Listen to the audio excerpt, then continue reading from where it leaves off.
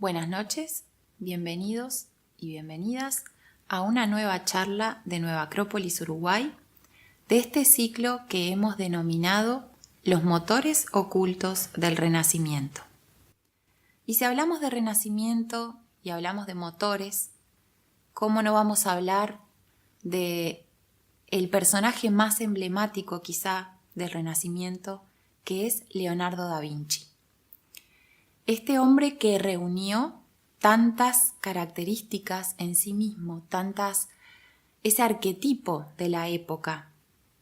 Pero esta noche me gustaría compartir con ustedes no solamente su arte, que tanto conocemos, sus obras de ingeniería, sus inventos, sino ir un poco más allá para descubrir qué había detrás, quién era ese hombre, ese filósofo que logró de alguna manera ser tan bueno en todo. Y vamos a comenzar por recordar un poco, por conocer un poco su vida. Leonardo nació en Vinci, un pequeño pueblo que estaba muy cerquita de Florencia, en 1452. En una Italia que en ese momento, como nos contó Mauricio en nuestra primera charla de este ciclo, estaba dividida. No era una Italia unificada, sino que había principados, había ducados, marcas, repúblicas. Y en ese pequeño pueblo, Leonardo es hijo de una especie de notario del pueblo que tiene una relación extramatrimonial, digamos, y nace Leonardo, pero su padre lo va a reconocer y se va a ocupar de su educación desde que es pequeño. Y como crece en ese pueblito muy rural, tiene contacto desde el inicio con todo lo que puede haber en un pueblo de la zona de la Toscana, ¿no? Hay cuevas, hay ríos, hay bosques, hay mucho contacto con la naturaleza. Y hay una anécdota muy graciosa. A Leonardo desde que era muy pequeño se le daba muy bien dibujar y había un vecino que le pide a su padre, le trae un escudo de madera y le pide que Leonardo haga una pintura y le encarga particularmente que sea una pintura que meta miedo, digamos. Y bueno, el padre le da las instrucciones y Leonardo se le ocurre meter en una habitación cuanto bicho encuentra desagradable. Entonces sale a buscar y encuentra serpientes, escorpiones, todos los bichos que nos podamos imaginar. Se encierra en la habitación y crea un monstruo que es una mezcla de todos esos animales. Pero no le dijo nada a nadie. Entonces, una vez que termina, llama a su padre y le muestra la pintura. Y el padre se sorprende tanto que empieza a retroceder para salir de la habitación del susto que le genera la pintura. Es una anécdota, ¿no? Y dice que Leonardo le dice, entonces quedó bien. Y se la puede llevar al vecino, le dice, ¿no? Entonces el padre se dice que le pareció tan buena la pintura que en vez de llevársela al vecino hizo otra y esa la vendió. Y entonces se dedicó a invertir en la educación de Leonardo. Lo llevó a Florencia. Imaginemos que en ese momento Florencia estaba que bullía en pleno pre-renacimiento, estaba naciendo el Renacimiento, la familia Medici estaba, como nos contó Mauricio también, haciendo de mecenas a todos esos nuevos artistas que estaban naciendo. Era una ciudad donde el arte, el interés que había resurgido en esta época por el ser humano. Recuerdan que habíamos hablado de que se pasaba de un teocentrismo que había durante todos los 10 siglos de la Edad Media, esa especie de encierro en Dios y la figura de Dios, y el ser humano había quedado completamente relegado. Pasamos ahora a un antropocentrismo que va a permitir ver y descubrir el mundo nuevamente de otra manera. Entonces Leonardo entra en el taller de Verrocchio y ahí está desde los 18 hasta los 24 años más o menos, y ahí se forma en la pintura, se hace enseguida un excelente ayudante y luego cuando tiene más o menos 24 años, pasa un periodo en el que no tiene ningún mecenas y se dedica a trabajar por su cuenta. En esa época trabaja para los Medici, que era esta familia de famosos banqueros de Florencia que financiaba a muchos artistas, y en esa época se acerca a la famosa Academia Platónica de Florencia. Mauricio y Rubens nos contaron sobre esta academia que fue tan importante para el pensamiento renacentista. ¿Por qué? Porque volvió a traer a Occidente los pensamientos de la filosofía platónica y neoplatónica. Se volvieron a traducir las obras de Platón y esto influyó muchísimo en los artistas del Renacimiento y lo vamos a ver un poquito más adelante. Entonces, bueno, Leonardo, como todos los artistas y todos los intelectuales de ese momento, se reunían y tomaban contacto con la academia, un poco de alguna manera sin que se supiera mucho porque la Inquisición ya estaba averiguando un poco qué pasaba, y Rubens también nos hizo referencia de los problemas que tuvo Pico de la Mirandola con la Inquisición. Entonces era una cosa un poco solapada, pero todos tomaban contacto con la Academia de Florencia. Después, Leonardo va a tener un periodo muy importante para su desarrollo, que es el periodo que va a Milán, al Ducado de Milán, con Ludovico Sforza, y ahí, es una época donde hace de todo. Se conoce la carta de presentación que le escribió Ludovico, y él se presentaba como artista. Bueno, fue la época donde diseñó muchos artefactos, instrumentos, máquinas de guerra, fue jefe de banquetes, diseñó escenografías, preparó bodas, vestuario. Increíble todo lo que hizo Leonardo. Incluso se cuenta también, se cuentan anécdotas de que él fabricaba instrumentos y le gustaba, y esto lo hacía desde que era niño, improvisar poesía y cantarla. Entonces andaba por ahí por los pasillos y de repente lo hacía como una gracia, se paraba delante de la persona y le cantaba un poema. O sea que además de todo lo que hacía, tenía esa cualidad de saber cantar, de saber construir instrumentos y de saber hacer poesía improvisada. Bueno, en este periodo él pasa varios años en la corte de Milán. Inclusive también hace trabajos de escultura. Hay una famosa escultura de un caballo de Ludovico a caballo que no se puede concretar, pero sí se conserva el modelo.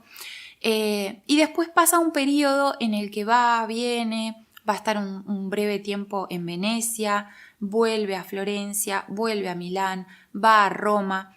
Hay que pensar que en esta época también era muy inestable la situación política de estos ducados, principados, se enfrentaban, había guerras, y los artistas, si no tenían un mecenas que los respaldara, no tenían trabajo, y si no tenían trabajo no podían sobrevivir. Entonces tenían periodos bastante difíciles. Y el siguiente periodo importante de su vida es cuando tiene ya 64 años y el rey Francisco I de Francia lo va a buscar y lo lleva a su corte en Francia y lo instala en un palacio precioso en Clos-Lucé, en Francia, que está cerquita del castillo de Amboise, donde estaba instalado Francisco I en el Valle del Loira, un lugar muy bonito. Le prepara un palacio, ya Leonardo estaba anciano, y bueno, le da el lugar para que se instale y pueda trabajar, pueda instalar su taller de pintura, pueda desarrollar todo lo que le gustaba, porque tenía como muchas aficiones Leonardo. Y en ese último periodo de su vida tiene grandes conversaciones con el rey y han quedado algunas anécdotas, algunas frases que quiero compartir una con ustedes en particular, de un escultor italiano que se llama Benvenuto Cellini, que hizo una escultura muy famosa que es la de Perseo con la Medusa, que está en la plaza de Florencia. Y él dice: no quiero olvidar citar las palabras que oí decir al rey Francisco I acerca de él. No pudo creer nunca que hubiera podido nacer alguna vez un hombre en esta tierra que tuviera tantos conocimientos como Leonardo, no solo en lo relativo a la escultura, la pintura y la arquitectura, sino también porque era un gran filósofo. Y aquí quiero continuar precisamente con lo que hablábamos al inicio. No vamos a hablar hoy de su pintura, que hay ríos de tinta sobre sus obras de arte, que incluso es curioso porque no se conservan tantas pinturas. Son pocas las que se conservan y muchas de ellas están sin terminar. Vamos a hablar del hombre detrás. Y hoy decíamos que fue una persona que destacó en muchísimas áreas. Sabemos que tuvo estudios de óptica, estudios de anatomía, de botánica, de geología, de paleontología, estudios, de arquitectura, de ingeniería, de mecánica, de pintura, de escultura, de música. También incursionó sobre la posibilidad de extraer perfumes de las plantas, de todo un poco, filosofía. Cuanto más averiguamos sobre la vida de Leonardo, más cosas hacía y todas las hacía bien. Entonces la pregunta es, ¿quién era este hombre que todo lo que hacía lo hacía bien? Y una cosa interesante es que cuando uno investiga sobre la vida de Leonardo y sobre su vida privada, es muy poco lo que sabemos. Es curioso porque hay podríamos decir, muchas suposiciones. Y el otro día escuchaba una persona que hablaba sobre él y me pareció muy bueno lo que decía. Hay más, de alguna manera, interpretaciones de su vida que hechos. Es decir, sabemos muy poco de su vida privada, él hizo muy poca referencia a su vida privada y lo que hay son suposiciones y rumores. Y así como pasa hoy en día con las celebridades, que muchas veces se circulan rumores sobre su vida, sobre lo que hizo, lo que no hizo, imagínense si circularán rumores de una persona que vivió hace 500 años y tenemos tan poca información. Por eso no vamos a ir a esa parte, sino que vamos a ir a lo que él escribió. Él dejó unas 5.000 páginas, o por lo menos escribió muchas más, pero se conservaron unas 5.000 páginas de notas, de escritos, no solamente de observaciones de la naturaleza, sino también de reflexiones profundas. Y ahí es donde podemos descubrir a la persona detrás del personaje. Ahí podemos ver cómo era su moralidad, cuáles eran. Él incluso escribe sobre recomendaciones de vida, sobre lo que una persona debe ser para ser una mejor persona, cómo debe trabajarse a sí misma, cómo debe esforzarse cuando quiere conquistar algo, cómo debe aprender de los que saben más. Hay una gran sabiduría en Leonardo. De hecho, muchas de sus frases y de sus reflexiones se parecen a frases que hay en libros de Oriente, como el Dhammapada, o frases de grandes sabios, como Confucio. A mí me hizo mucha gracia cuando las leí porque dije, pero esta frase no era de Confucio y es muy parecida. Cuando las busqué, están diciendo cosas muy similares.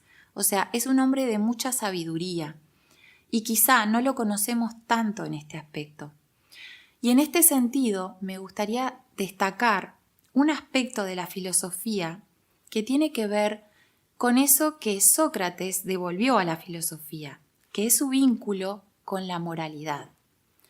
La importancia de que el filósofo tiene que tratar de ser un ejemplo de vida, tiene que tratar de vivir esa filosofía que de alguna manera busca o que de alguna manera intenta que todos vivamos. No se puede decir una cosa y vivir otra. La filosofía tiene que llevarnos a tratar de unificarnos. Y eso fue lo que Leonardo buscó. Entonces, en sus pensamientos aparecen estas reflexiones. Y eso es una cosa que realmente yo creo que no conocemos tanto de su vida. Y hoy quiero rescatar. Es también una persona que, para ser capaz de hacer todo lo que hizo y de plasmar todo lo que plasmó, sin lugar a dudas tenía otra manera de ver la naturaleza. podríamos decir, una vida interior, una profundidad para observar la realidad que no todos tenemos. Él veía ondas en el lago, donde nosotros vemos ondas en el lago, él veía el misterio del movimiento. Donde nosotros vemos un ave volando, él veía la mecánica detrás del ala que generaba el vuelo. Esa capacidad de ver más allá de lo visible también es propia de aquel que busca las causas, de aquel que es filósofos, de aquel que ama la verdad y la busca. No ve solo lo evidente, busca permanentemente el misterio detrás. Y Leonardo toda su vida se vio fascinado por el misterio detrás de lo evidente.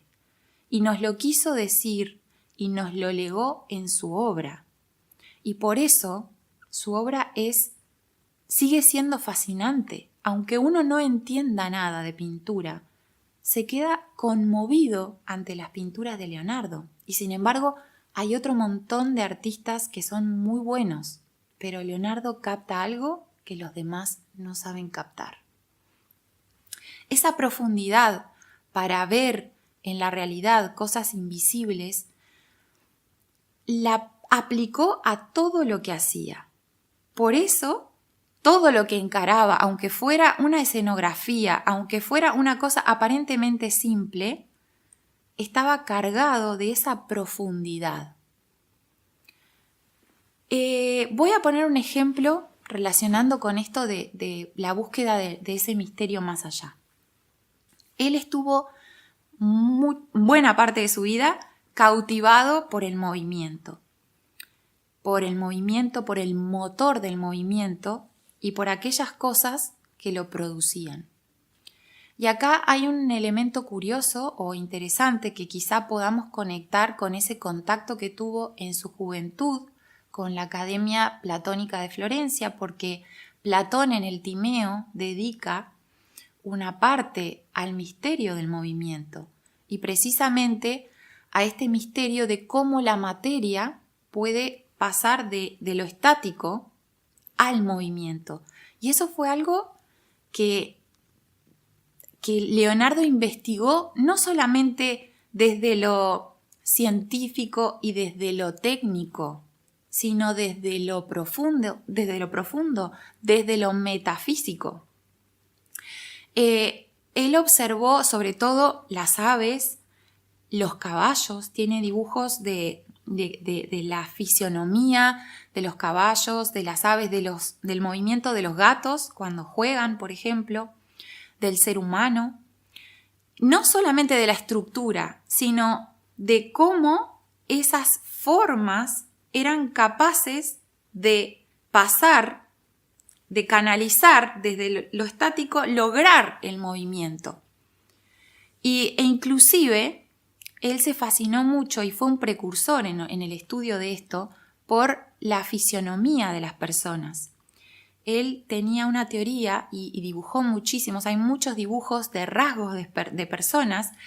Estaba cautivado porque él decía que el ánima, el carácter, lo que anima a las personas, va definiendo su forma física.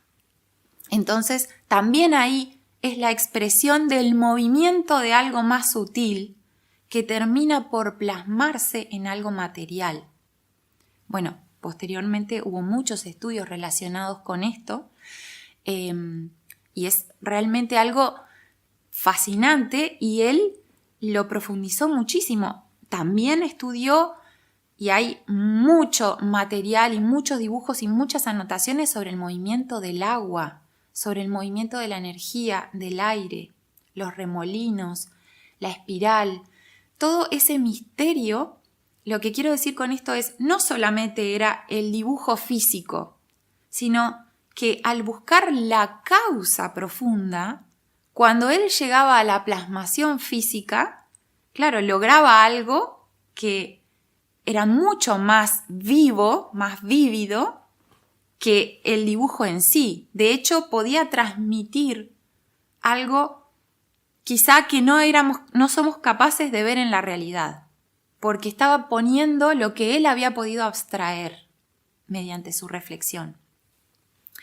También por haber entrado en contacto con Luca Pacioli y haber ilustrado la obra La Divina Proporción, hizo muchos estudios sobre la proporción áurea, el número áurico, que es ese número que ya los pitagóricos conocían y sabemos que, bueno, en realidad no es exclusivo de los pitagóricos, se conocía desde siempre en la antigüedad, es un número que aparece en la naturaleza, también se le llama número mágico, aparece, bueno, en Egipto, en Mesopotamia, él aparece en todas sus obras, está relacionado con la plasmación de la armonía, de la belleza. Hay infinidad de estudios sobre, bueno, la Última Cena, todas las obras, no solo de Leonardo, sino también Botticelli, que también estudió con Verrocchio junto con Leonardo y que también estuvo en contacto con la Academia de Florencia. O sea, todos entran en contacto también con las enseñanzas de Platón, que a su vez toma las enseñanzas de Pitágoras y vuelven a estas enseñanzas que son atemporales y que nos hablan de leyes matemáticas, de leyes de la armonía del universo, de esas leyes que subyacen y que luego se traducen para que nosotros podamos ver belleza, podamos captar algo que nos cautiva y no sabemos muy bien qué es. También él hizo estudios sobre la luz, sobre óptica, pero fundamentalmente sobre la luz, sobre las sombras, la famosa técnica del sfumato, esa técnica que tiene relación con que los contornos no quedan del todo definidos, sino que no se sabe muy bien dónde termina una forma y dónde comienza otra. Eso es algo que le da, por ejemplo, a un personaje en una pintura un halo de espiritualidad que no es posible darle de otra manera, porque logra captar algo que ni siquiera es visible en la realidad. Y eso es algo que solo puede plasmarse si hay detrás, de nuevo, una profunda investigación, una profunda reflexión sobre el misterio de la luz y de las sombras. Y él tiene muchísimas frases relacionadas con esto, con qué significa la luz, qué significan las sombras, cómo están íntimamente relacionadas. Él también, como todo renacentista, como también nos hablaba Rubens en su charla de Pico de la Mirandola, fue un gran integrador de la realidad. No es esa realidad dividida, es una realidad donde todo está interconectado. Mauricio nos hablaba también de la magia, de esa magna ciencia que precisamente se basa en esa ley de correspondencia que hay en la naturaleza. Y la luz y la sombra están interrelacionadas, entran en contacto. Y eso que él genera en las pinturas, ese halo que es irreal, un autor dice que es como que espiritualiza lo real, o de alguna manera trae a lo real lo espiritual. Y a mí me gustó mucho la forma de explicarlo, porque es cierto, no termina de ser real. Y es difícil, si nos dijeran cómo podemos pintar algo espiritual, es algo muy, muy difícil. Sin embargo, él logra, a través de esa profundidad interior que él mismo necesita encontrar, transmitirla hacia los demás. Eso es lo que logra un artista filósofo. Logra bucear dentro de sí mismo, logra tomar contacto con lo más elevado de sí mismo para tomar contacto con lo que Platón llamaba los arquetipos, y ahora logra traerlo a través de la técnica y del esfuerzo a los demás, a los que no tenemos esa capacidad, a los que no somos artistas. Y esta capacidad también de de traer lo espiritual tiene relación con los personajes que pinta. La famosa Mona Lisa o Gioconda es una obra que es única y su famosa sonrisa es una sonrisa que ha dado mucho que hablar. Se ha intentado imitarla y pintarla muchas veces, pero nadie lo logra. Nadie logra esa sonrisa. ¿Qué tiene esa sonrisa? Un misterio. Y tiene un misterio que, de nuevo, no es de este mundo. Esa sonrisa no expresa una emoción humana.